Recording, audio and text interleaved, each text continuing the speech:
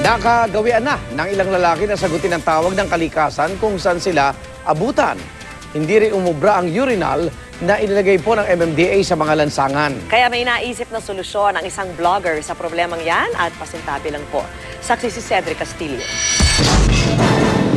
Pinturang kulay dilaw at humihiyaw. Kung jingle bells din lang naman ang pakay, lubayan daw ang pader na ito. Sakaling ito sa Quezon City, wala man kaming natsyempuhan na nag-i-emergency landing sa pader. Sa lupa naman sa ibaba, mukhang mainit-init pa ang ebidensya. Dito namin napagalaman, malawak pa pala ang imaginary kubeta dito sa lugar. Dahil sa di kalayuan, bingo! Nang maalwa na ang pakiramdam ni tatay, nagpaunlak naman siya ng interview.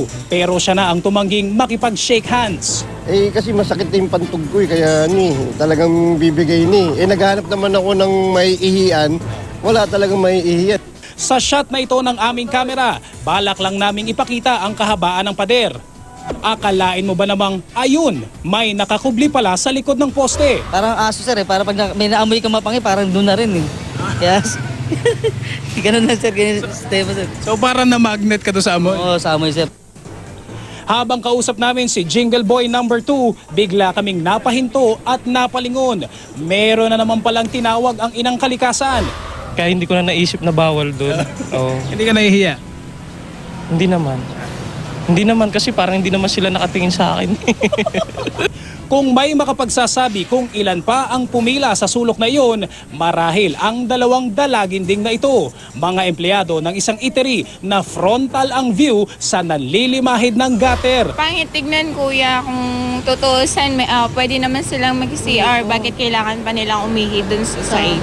Kami yung nahihiya kung nakikita namin, pero sila, ewan ko lang sa kanila.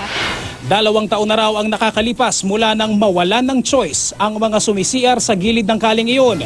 Dati raw kasi may urinal sa kalapit na kanto pero hindi raw ito natagalan ng mga naglalagi roon. Maapaw, bumabaha doon. Okay. Ano pong amoy dito nun? Mapanghi. Ni-request po ba na palitan? Wala naman nag-request po na palitan. Tila katatawanan na nga lang para sa iba ang kung tutuusi, hindi kaaya-ayang kinaugalian ng mga Pinoy. Pero hindi lang natin alam, foul na ito para sa iba. Sa Quezon Province nga, ipinanukala na sa sangguniang panlalawigan ang pagpapataw ng parusa sa mga magbabawa sa mga lugar na hindi dapat. Sa kanyang blog na Philippines Public Toilet Chronicle, kakaiba man ang trip na pasyalan ng vlogger na si Daryl. Mapagtatanto naman daw ang isa sa mga pangunahing pangangailangan ng publiko, lalo na sa Metro Manila, public toilet. Pero sa dami raw ng kasilyas na nasilip niya, klasman o dugyot, sinasalamin daw kung sino ang gumagamit.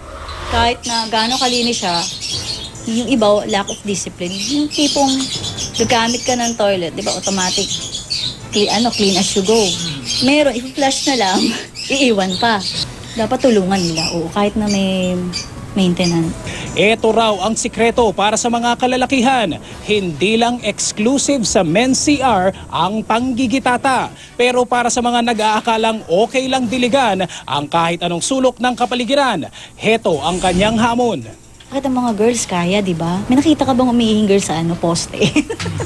Ako si Cedric Castillo, ang inyong saksi.